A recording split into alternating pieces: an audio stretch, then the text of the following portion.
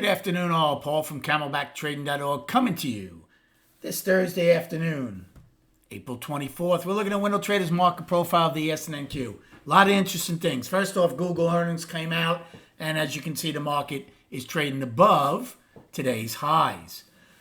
We have very prevalent P-shapes for a majority of short covering. Okay? Short covering momentum buyers. That's what moved the market up. Light volume, great range again, $12 in ES and NQ, but horrible volume. We go out with a triple distribution in ES and a price probe. NQ goes out with a double distribution, a lowest accepted price, and an afternoon pullback in H. They did probe, but didn't get far enough ahead above where I would use K's high. Now, even though, listen, this is important. We've been banging on the drum about the 9th high. ES and NQ both closed above last week's high, so they have inside week up potential after tomorrow's close. I left this in here. The 9th and the 24th high right now are weekly highs because we're weak against it. We're still in balance on the daily. NQ didn't get the 9th high. I don't care what happens in the overnight. That does not take out the 9th high for me.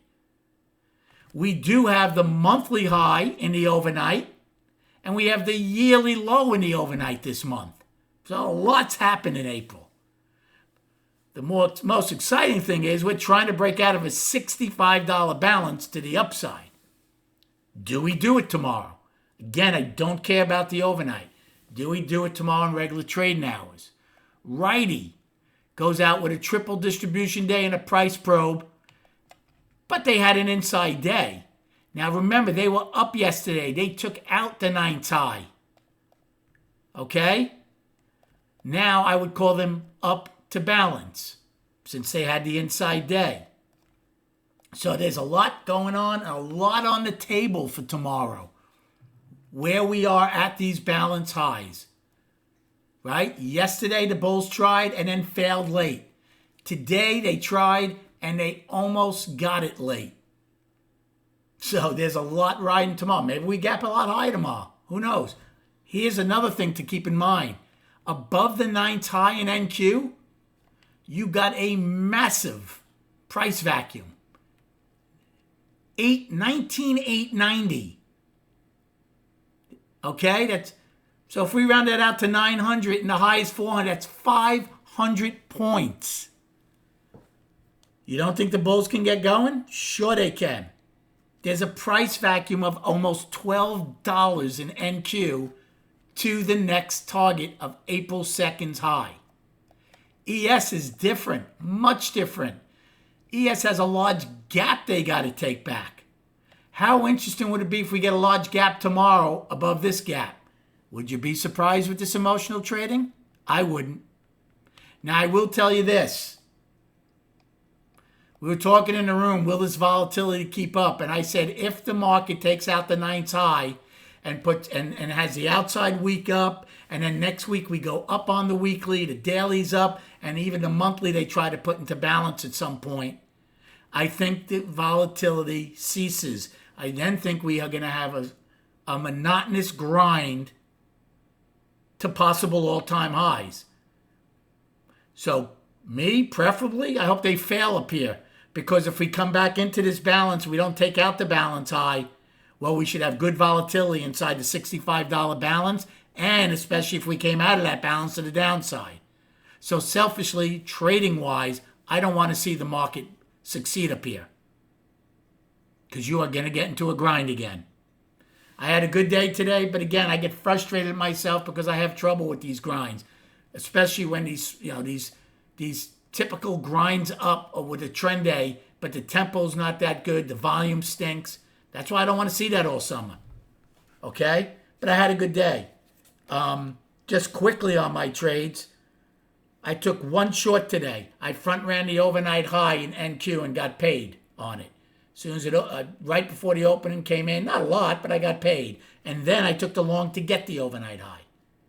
And then the market was very, very, very accommodating. It told you to look for nothing but longs the entire day, which I did. I had a great A period. I got the overnight high, ebb and flow. I took the 945 turnover that shot up. I took B to get A's high. I took C to get the IB high. D period, long. Again, just long. Now, I didn't long a lot in the afternoon. I did not. Okay? In fact, I didn't do anything. And then I did 3 trades in K, L, and M. I longed K, made money on. I longed L when it pulled back. And I actually longed M right before it popped the day's high. So I did do something in K, L, and M, but did not participate like I believe I should throughout the afternoon when we were grinding higher. Now again, look how beautiful a P-shape that is. That is short covering mainly. So unless we get fresh blood in here to get this thing going, we'll see what happens tomorrow at this balance high, right? Remains to be seen. So we'll see.